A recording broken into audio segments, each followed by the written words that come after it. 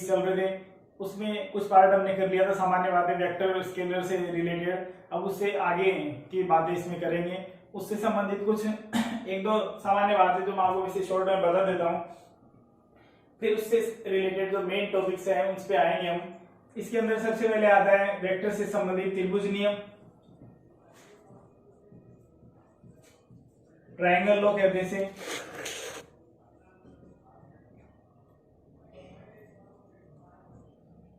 उसके बाद आता है समांतर चतुर्भुज का नियम,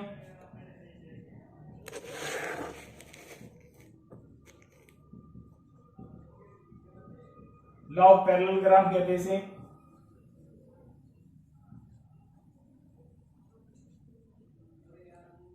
पैरेललोग्राम ऑफ वेक्टर। और एक आता है बहुभुज नियम। तो ये तीनों एक दूसरे से रिलेटेड ही है सभी। त्रिभुज नियम में क्या होता है कि यदि कोई त्रिभुज है उसकी दो भुजाएं कंटिन्यू हो, जो दो वेक्टर है वो कंटिन्यू दो भुजाओं को अगर व्यक्त करते हैं, तो तीसरी भुजा जो उस त्रिभुज को बंद करती है वो उसके रिजल्टेंट वेक्टर को व्यक्त करेगी। जैसे यहाँ ये P वेक्टर है, ये Q वेक्टर है, तो ये मान लेते हैं R वेक्टर है, तो R vector is equal to होगा P vector plus Q vector. R vector is equal to P vector plus Q vector. किसी भी त्रिभुज की दो कंटिन्यूस जो साइड है वो अगर दो वेक्टर को शो करती है, तो बंद करने वाली भुजा जो त्रिभुज को बंद करती है, क्लोज करती है, वो उसकी जो वैल्यू है उसका रिजल्टेंट वेक्टर दोनों के सम के इक्वल होता है। अब दूसरी बात आती है समांतर चतुर्भुज का नियम।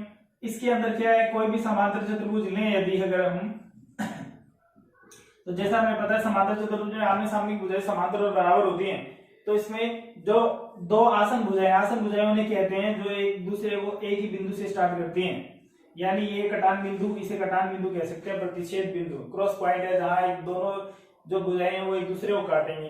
तो ये अगर P वेक्टर को व्यक्त करें इस दिशा में, ये अगर Q वेक्टर को व्यक्त करें, तो इस कटान बिंदु से निकलने वाली जो भुजा है जिसे इसका डायगोनल कहते हैं, डायगोनल विकर्ण कहते हैं, विकर्ण जो है वो इन दोनों के सम के इक्वल होगा। ये R है तो यहां से R इज इक्वल टू आ जाएगा P vector plus Q vector, ये R की वैल्यू होगी।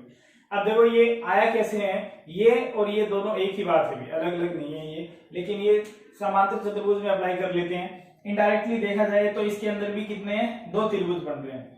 और समांतर चतुर्भुज में हमें पता आमने सामने भुजाएं बराबर होती है, समांतर होती है। समांतर है तो दो रेखाएं जब समांतर होती है तो इसका मतलब उनको एक ही डायरेक्शन में होती है। इसका मतलब ये Q वेक्टर की जो डायरेक्शन है तो ये भी क्या होगा, ये भी Q वेक्टर ही होगा, इसकी डायरेक्शन भी यही होगी। अब यहां से देखें तो P वेक्टर और Q वेक्टर जो है इनकी डायरेक्शन सेम हो गई, आगे पीछे हो गई, और R वेक्टर की जो डायरेक्शन है वो इसके अपोजिट हो गई। तो अकॉर्डिंग टू ट्रायंगल लॉ कि दो जो वेक्टर है वो ट्रायंगल की साइड एक ही डायरेक्शन में शो करे, तो तीसरी जो है वो अगर उनके अपोजिट डायरेक्शन में है तो वो उनके सम के इक्वल होगी। तो ये अपोजिट है, इसके सामने से आ रही है डायरेक्शन, ये दोनों सेम जा रही है इस तरह से, तो इन दोनों का सम होगा और ये इसके इक्वल होगा। तो R vector is equal to आ गया P vector plus Q vector. ये बात अपने यहाँ की थी कि किसी त्रिभुज की दो क्रमागत भुजाएं, कंटिन्यूस जो भुजाएं हैं वो अगर एक ही दिशा में हो और तीसरी भुजाओं के विपरीत हो, सामने से हो, तो दो समान दिशा में स्थित भुजाओं का योग तीसरी के बराबर होता है। फिर तीसरी बात आती है इसके अंदर, तीसरा जो नियम है वो बहुभुज नियम कहते हैं उसे।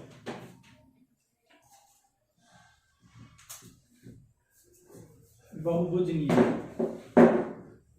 बहुभुज नियम में क्या होता है, अगर भुजाएं 3, 4 से ज्यादा कितनी भी हो सकती हैं, कितनी भी भुजाएं हो और सभी क्रमागत हो, कंटिन्यूअसली हो, तो जो उस बहुभुज को बंद करने वाली भुजा है वो अगर विपरीत दिशा में है तो वो उसके परिणामी के बराबर होगी, रिजल्टेंट वैल्यू के बराबर होगी। फॉर एग्जांपल अगर ये ले लें, एक वेक्टर है P वेक्टर, ये इसकी दूसरी भुजा है Q वेक्टर, ये इसकी तीसरी भुजा है R वेक्टर, इसकी चौथी भुजा है S वेक्टर, ये इसकी पांचवी भुजा है T वेक्टर, और ये जो पार्ट है ये भुजा अगर यहां से शुरू हुआ था, ये बिंदु A से B C D E, अब इसे अगर यहां से बंद करें इस डायरेक्शन में तो ये इसका रिजल्टेंट वैल्यू होगी। रिजल्टेंट वैल्यू को कुछ मान ले, जैसे मान लेते हम Z वेक्टर मान लिया, तो Z vector is equal to बाकी सारी एक ही डायरेक्शन में आगे पीछे सब देखो, इसके पीछे ये है, आर के पीछे क्यू है, क्यू के पीछे पी है, तो सभी का सम कर देंगे। तो Z vector is equal to P vector plus Q vector plus R vector plus S vector plus T vector. अगर और भी साइड है तो वो भी ऐड हो जाएगी, कम है तो कम हो जाएगी। इसी के अंदर न्यूमेरिकल पोर्शन में कभी कभी इसका यूज हो जाता है कि इसको डॉटेड लाइन से ऐसे मिला देते हैं, ये डॉटेड लाइन से ऐसे मिला देते हैं, और आपको इसके बारे में पूछ लिया, इसको कोई नया नाम दे दिया, मान लो एच वेक्टर दे दिया, एच वेक्टर, तो एच वेक्टर की वैल्यू हो गई। तो एच वेक्टर क्या हो गया, इसका मतलब इसकी डायरेक्शन किधर है, इस पॉइंट से शुरू हो रहा है, इस पॉइंट पे जाना है। तो जो स्ट्रेट लाइन होती है इसमें अंडरस्टूड है कि जहां से पॉइंट, जिस पॉइंट से शुरू हुई है लाइन और जिस पॉइंट पर जा रही है उसी की डायरेक्शन उसके अंदर शो करेगी। जैसे अगर हमने यहां से लाइन शुरू की और यहां तक जा रही है तो ये अंडरस्टूड है कि ये इस डायरेक्शन में जा रही है, वही हम इसमें एरो शो करते हैं। तो यहाँ इन दोनों का जो समय, यहाँ देखे तो त्रिभुज नियम लग गया, सीधा ट्राइंगल लो तो P plus Q is equal to H हो जाएगा। ये बात अगर यहाँ अप्लाई करते हैं, अपने इसके अंदर मिला देते इसे, तो P plus Q plus R is equal to जो इसको एज्यूम करेंगे वो हो जाएगा, ठीक है। फिर अगर इसको यहां तक भी रखते, ये S नहीं होता तो होता P plus Q plus R plus S is equal to, इसको जो एज्यूम करते हैं वो वैल्यू करते। इस तरह से ये जो इससे संबंधित सामान्य नियम है, इनकी जो डेफिनेशन है वो आपको बुक्स में मिल जाएगी लिखी हुई, वही बातें जो हम डिस्कस कर रहे हैं वही वहां है, लेकिन ये समझना जरूरी है, इसको आप समझ लें और फिर परिभाषा जो है वो आपको वहां से बुक से आप देख के, बाकी आप यहाँ से खुद भी बना के लिख सकते हैं। अगर ये बात समझ में आ जाती है तो बुक्स की लैंग्वेज लिखने की भी जरूरत नहीं होती कि अगर कोई भी त्रिभुज है उसकी दो भुजाएं, कर्मांक भुजाएं एक ही दिशा में हो, तीसरी उसके विपरीत हो, तो एक दिशा में स्थित भुजाओं का योग तीसरी के बराबर होता है, ये त्रिभुज नियम है। समांतर चतुर्भुज में समांतर चतुर्भुज की दो आसन भुजाएं अगर किन्हीं दो सदिशों को व्यक्त करती है तो उनके कटान बिंदु से गुजरने वाला सदिश उनके परिणामी सदिश को व्यक्त करेगा। बहुभुज में अगर बहुभुज में जितनी भुजाएं हैं वो सभी एक दूसरे के आगे पीछे कर दे या एक ही दिशा में स्थित हो सभी सदिश, तो अंतिम जो भुजा है जो उस बहुभुज को बंद करती है वो सभी सदिशों के योग के बराबर होगी। इस तरह से इनकी परिभाषा भी हम अपनी भाषा में भी लिख सकते हैं, जरूरी नहीं है कोई भी रिफ्रेशर की या किसी बुक की या कोई नोट की वो लैंग्वेज सेम लिखें, आप इसे खुद अपनी लैंग्वेज में शो कर सकते हैं। अब इसके महत्वपूर्ण टॉपिक पे आते हैं जिसमें हम इनका यूज करेंगे कुछ बातों का, वो भी मैथमेटिकल कंसेप्ट से ही है। अभी हम जो इसके पढ़ रहे हैं वो बेसिक कंसेप्ट पढ़ रहे हैं मैथमेटिकल। अब उसमें लेते हैं इसका मैथमेटिकल सॉल्यूशन, दो सदिशों का परिणामी सदिश ज्ञात करने का गणितीय तरीका।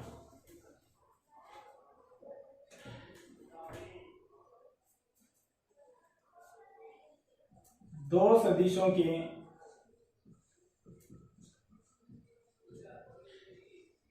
परिणामी सदिश की गणितीय विधि।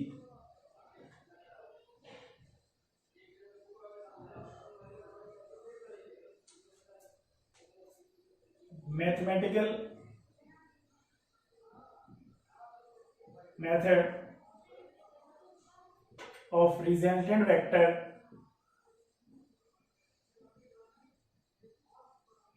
of two vectors।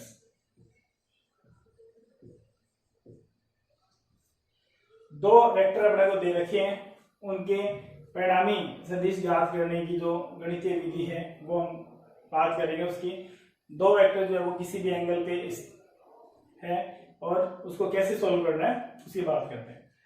जो चीजें हम लेकर चलते हैं, एज्यूम करते हैं, हम शुरू में एज्यूम करने का मतलब हम उसे कुछ भी कोई भी डिजिट एज्यूम करने, कोई अल्फाबेट एज्यूम करना है तो जरूर नहीं है बुक में आर लिखा तो अपने उसको आर एज्यूम करें, कुछ भी एज्यूम करने। इसलिए जब भी कोई भी डेरिवेशन सॉल्व करते हैं तो उसके ऊपर एक दो लाइनें जो बातें हम मान के चल रहे हैं उसके अंदर क्या हमने किसको क्या एज्यूम किया है, डिस्टेंस को आर किया है तो वो लिख दें हम कि हमारे इस सिंबल का मतलब ये है। तो यहाँ हम क्या लेकर चल रहे हैं कि दो वेक्टर है कोई, एक ये वेक्टर है, ये पॉइंट ए है, ये पॉइंट बी है, ये जो वेक्टर है वो पी वेक्टर है, दूसरा क्यू वेक्टर है वो इस तरह से है।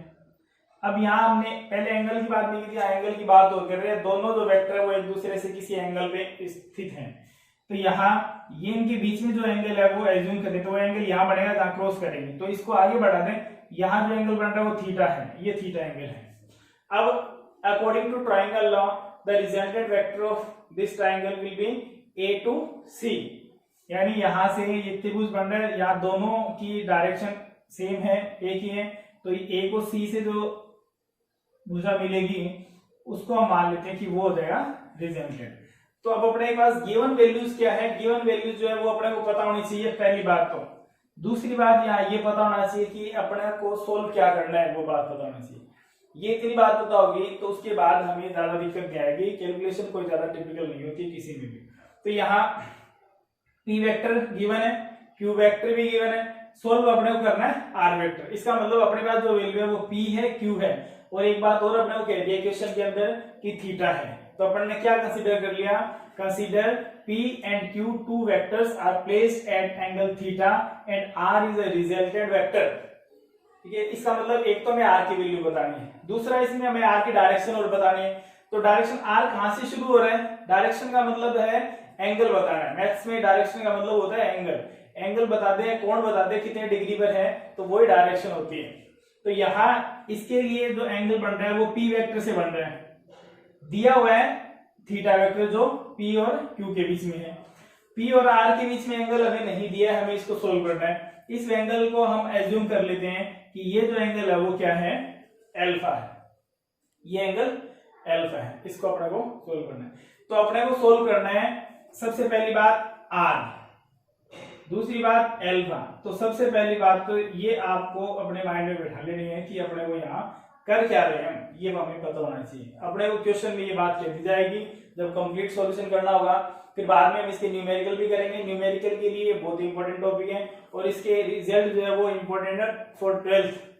तो जब न्यूमेरिकल है तो वो तो सभी आगे कंपटीशन एग्जाम्स के लिए भी इंपॉर्टेंट है, लेकिन 11th में इसका पूरा डेरिवेशन और 12th में इसके जो रिजल्ट आएंगे वो बहुत में इंपॉर्टेंट है, क्योंकि इसका डेरिवेशन केवल यही है, 12th में नहीं है। तो 12th में जो इसके रिजल्ट है वो डायरेक्ट यूज होते हैं, फिर जब ये नहीं पता होता तो वहां फिर ये दिक्कत आती है कि वैल्यू कैसे अपन ने डायरेक्ट कैलकुलेशन के अंदर ले ली। तो यहाँ अपने पहले इसको सोल्व करते हैं। अपने को दो बातें सोल्व करनी है, R को सोल्व करना है और अल्फा को सोल्व करना है। सोल्व करने के लिए थोड़ी सी कंस्ट्रक्शन हम कर रहे हैं, हम यहां से परपेंडिकुलर ले लेते हैं C to D, this is a perpendicular. अब अपने को R की वैल्यू निकालनी है। परपेंडिकुलर हमने क्यों लिया, 90 डिग्री का एंगल बन गया, ये राइट ट्राइंगल हो गया, समकोण त्रिभुज हो गया। समकोण त्रिभुज जो राइट ट्राइंगल है उसके अंदर पाइथागोरस थ्योरम इजी वे में लग सकती है। अकॉर्डिंग टू पाइथागोरस थ्योरम क्या होता है, hypotenuse square is equal to base square plus perpendicular square, कर्ण स्क्वायर बराबर आधार स्क्वायर प्लस लंब स्क्वायर, और इनमें इनकी वैल्यूज पुट कर देंगे, ये हो गया। अब इसमें ध्यान रखना भी परपेंडिकुलर जो लिया है हमने उसके अकॉर्डिंग दो ट्राइंगल बन रहे हैं, दो, एक ट्राइंगल BCD ये बन रहा है छोटा ट्राइंगल। छोटे ट्राइंगल के जब यूज करेंगे तो एंगल यूज करेंगे थीटा। एक ट्राइंगल बन रहा है ये बड़ा, जब बड़े ट्राइंगल का यूज करेंगे तो एंगल यूज करेंगे अल्फा, यानी अल्फा बड़े में है लेकिन हमारे पास जो साइड है ये साइड नहीं है, इतना टुकड़ा नहीं है इसका, इसलिए इसको सोल्व करना पड़ेगा, सिंप्लीफाई करना पड़ेगा। तो हम पहले कॉमन मेथड से शुरू करते हैं, जहां जहां अपने को अननोन वैल्यूज आती रहेंगी उनको हम सोल्व करते रहेंगे। तो सबसे पहले हम इसमें देख रहे हैं कि ABC एक ट्राइंगल है और वो जो ट्राइंगल है वो किस प्रकार का है, राइट ट्राइंगल है। तो by triangle ADC this is a right triangle, then Pythagoras theorem, according to Pythagoras theorem AC square ये हाइपोटेन्यूस है, AC square is equal to AD square ये बेस है A to D plus DC square। अब इसमें देखो जो जो values आपको पता है वो वैल्यूज पुट करते हैं। पहली बात है इसकी वैल्यू पता है हमने को क्या है, R वेक्टर है, तो यहां रख दे R वेक्टर का स्क्वायर। दूसरी बात A to D सोल्व करना है। A to D के दो पार्ट है, एक पार्ट हमें पता है दूसरा हमें नहीं पता है, तो पहले इसको दो टुकड़े में लिखे तो इसे लिख सकते हैं AB vector plus BD vector, फिर इसका क्या करते हैं स्क्वायर करते हैं प्लस DC का स्क्वायर करते हैं। अब इसको सोल्व कर लें। जब कोई भी वेक्टर क्वांटिटी है जब उसका स्क्वायर करते हैं तो वो स्केलर हो जाती है, इसका हम आगे प्रूफ भी करेंगे नेक्स्ट क्लास के अंदर जब हम पढ़ेंगे। तो आपको वेक्टर मल्टीप्लाई कैसे किया जाता है, दो वेक्टर का वेक्टर मल्टीप्लाई और दो वेक्टर का स्केलर मल्टीप्लाई कैसे किया जाता है, उसमें हम इस बात को प्रूव करेंगे कि अगर आपके पास ये लिखा है ए वेक्टर डॉट ए वेक्टर तो उसका रिजल्ट ए स्क्वायर होगा, मैग्नीट्यूड ऑफ ए का स्क्वायर होगा। ये प्रॉपर्टी हम बाद में प्रूफ करेंगे। तो यहां पर डायरेक्ट लिख देते हैं आर स्क्वायर। आर स्क्वायर का मतलब ये इसका मैग्नीट्यूड आ रहा है। अब देखो यहाँ इसमें a प्लस बी और स्क्वायर लग रहा है, कॉमन फॉर्मूला लिखने की जरूरत नहीं है, a square plus b square plus 2ab। तो यहाँ लिख देते हैं ए स्क्वायर यानी ए बी का स्क्वायर प्लस बी स्क्वायर यानी बी डी का स्क्वायर प्लस 2ab। तो 2ab वेक्टर डॉट बी की जगह बी डी तो b d vector plus b का स्क्वायर तो बी डी वेक्टर का स्क्वायर प्लस डीसी वेक्टर का स्क्वायर। ये सब वेक्टर क्वांटिटीज ही है, नहीं लगाए तो भी अंडरस्टूड होना चाहिए वेक्टर क्वांटिटीज लेके चल रहे हैं। अपने को यहाँ मैथमेटिकल फॉर्मूला डेराइव करना है इसका।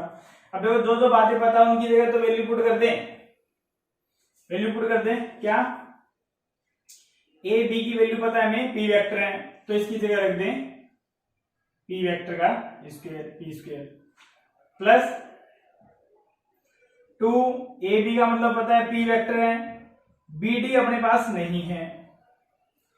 दूसरी बात यहां देखें तो bd square plus dc square. अब इस छोटे वाले ट्राइंगल से क्या बढ़ गया ये bd square plus dc square. तो base square plus perpendicular square is equal to hypotenuse square.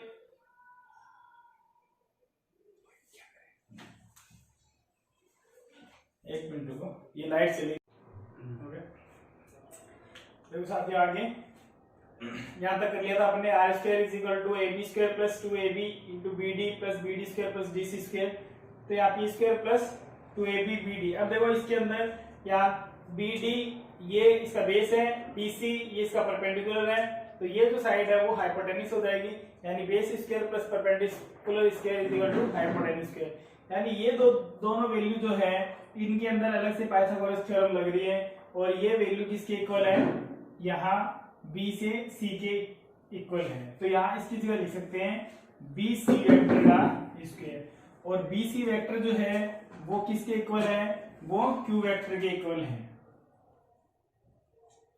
तो वैल्यू आ जाएगी अपने पास p स्क्वायर, इसकी जगह रख दें q, तो p square plus q square r square is equal two plus 2p vector bd vector.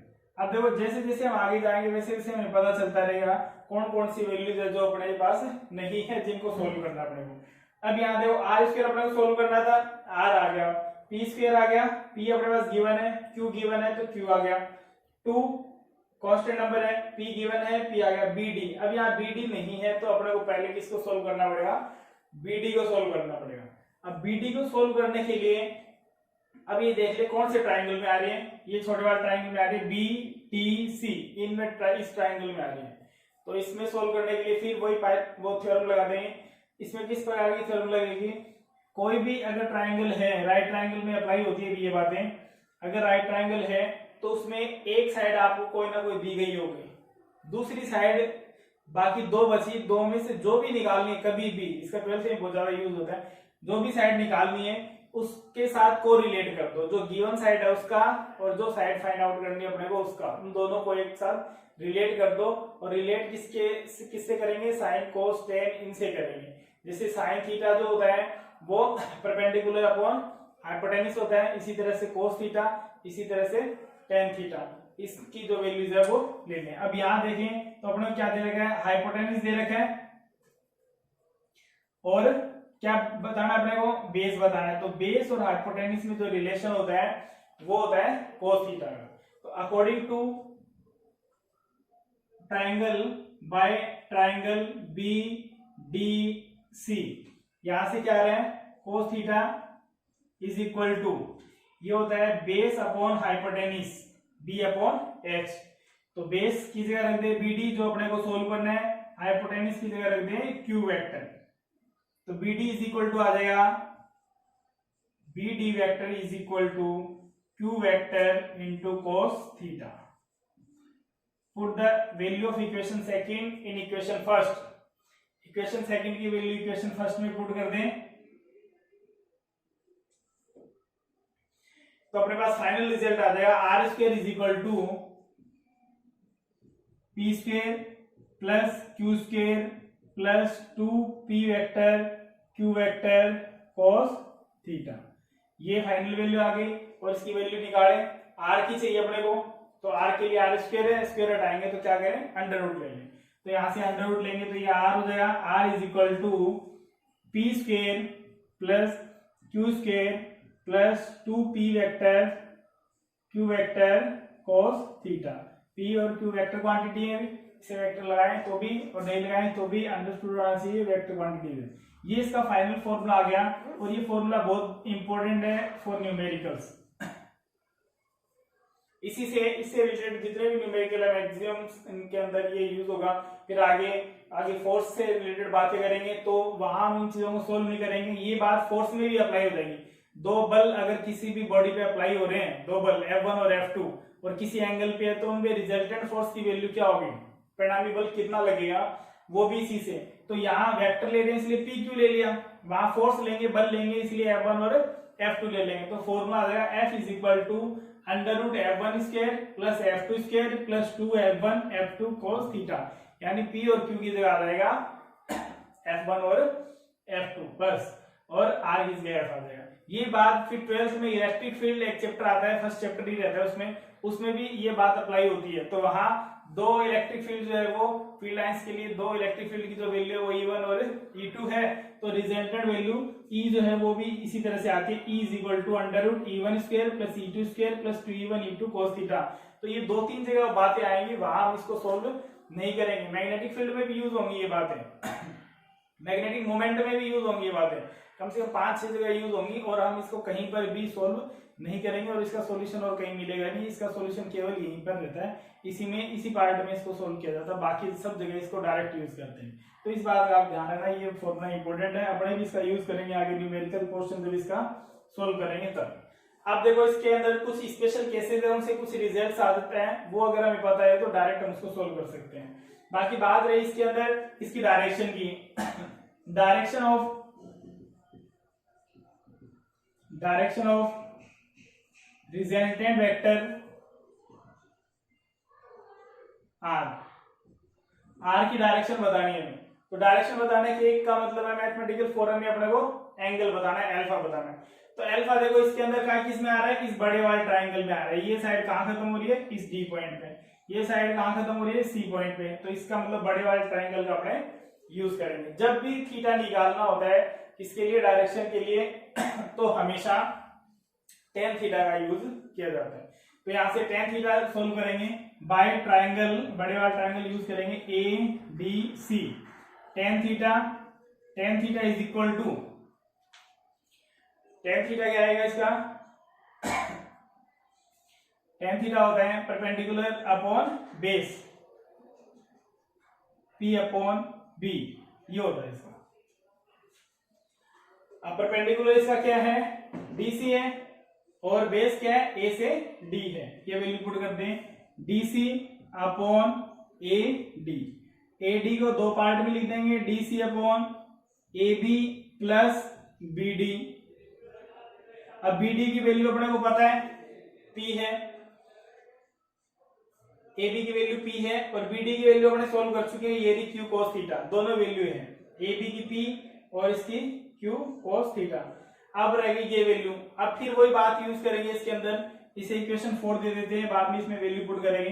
अब फिर इसके अंदर एक बात रहेगी DC को सोल्व करना है तो फिर वही ट्राइंगल काम में आ रहा है। इसके अंदर एक ही ये अपने को दे रखी है वैल्यू हाइपोटेनस Q वेक्टर, और जब अपने बेस सोल्व किया तो भी इसका यूज किया था।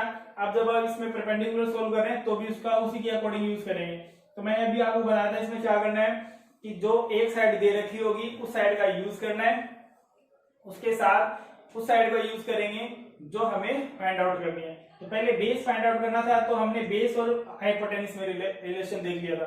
अब अपने को परपेंडिकुलर फाइंड आउट करना है तो परपेंडिकुलर और हाइपोटेनस इसमें रिलेशन देख लेंगे, और इसमें जो रिलेशन होता है वो साइन थीटा होता है, तो इसकी वैल्यू ले लेंगे हम अकॉर्डिंग टू ट्राइंगल BDC, इस ट्राइंगल का यूज करें।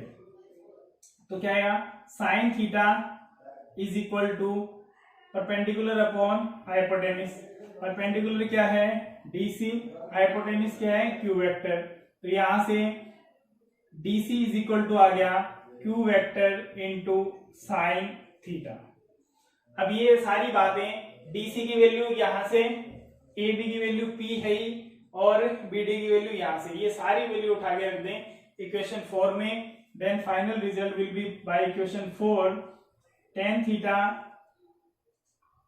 Is equal to DC Q sine theta upon A B की वैल्यू पी प्लस इसकी वैल्यू क्यू cos थीटा। ये इसकी फाइनल रिजल्ट है। अब इसमें ये तो tan थीटा की वैल्यू आ गई, जब हमें डायरेक्शन कहा गया है, सॉरी अल्फा चल रहा है अभी, tan अल्फा, यहां जो एंगल बन रहा है वो tan अल्फा है।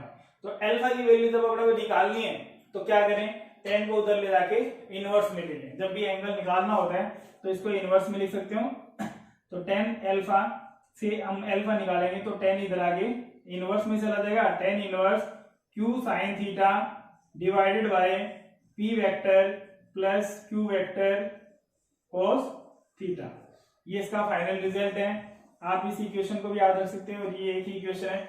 अब इन दोनों इक्वेशन से इक्वेशन 3 और इक्वेशन 5, ये इसकी फाइनल वैल्यू है। इक्वेशन 3 जो है वो शो कर रही है the resultant value of resultant vector r, और अल्फा शो कर रहा है the direction of resultant vector, यानी angle of resultant vector alpha. इन दोनों से अब हम सॉल्व कर सकते हैं, इससे संबंधित जितने भी न्यूमेरिकल है उनको सॉल्व कर सकते हैं इजी वे में। अब देखो इसके अंदर कुछ एक दो बातें और हैं, वो क्या है कि इसमें थीटा पे डिपेंड कर रही है सारी वैल्यू, इसलिए इसके अंदर कुछ हम कंडीशंस अप्लाई करके, स्पेशल केस अप्लाई करके, और फिर इसको थोड़ा अलग फॉर्मूला में कन्वर्ट कर सकते हैं। वैसे ये इसका कॉमन फॉर्मूला है, इसमें हर सिचुएशन अप्लाई होकर सोल्व हो जाएगा। जैसे क्वेश्चन हम इसके सोल्व करेंगे आगे। जैसे अगर आपको ये दे दे दो वेक्टर जो है वो पैरेलल है तो फिर उसको इसके अंदर रख के सोल्व करोगे तो भी रिजल्ट वही आएगा। और अगर आप इसके अंदर एक स्पेशल केस सोल्व कर लें इसका कि पैरेलल है तो क्या रिजल्ट आएंगे, तो फिर परमानेंट जब भी पैरेलल दे दिया, एंटी पैरेलल दे दिया, 90 डिग्री दे दिया, तो उनके अकॉर्डिंग जो रिजल्ट आते हैं वो अपने डायरेक्ट ध्यान रख सकते हैं, और बिना सोल्व किए भी उनका आंसर अपने को पता चल जाएगा, बिना कैलकुलेशन किए भी। इसलिए कुछ एंगल जो है वो इसके लिए स्पेसिफिक एंगल है, यहाँ theta is equal to 0 degree, 180 degree और 90 डिग्री, 3 स्पेशल केस है। बाकी इनके अलावा होगा तो फिर अपने को सोल्व करना ही पड़ेगा, इनके लिए अपने सोल्व कर सकते हैं। देखो अगर थीटा की वैल्यू 0 डिग्री दे रखी है, 0 डिग्री है, तो cos 0 की वैल्यू क्या हो जाएगी, 1 हो जाएगी। इसको सोल्व कर ही लेते हैं।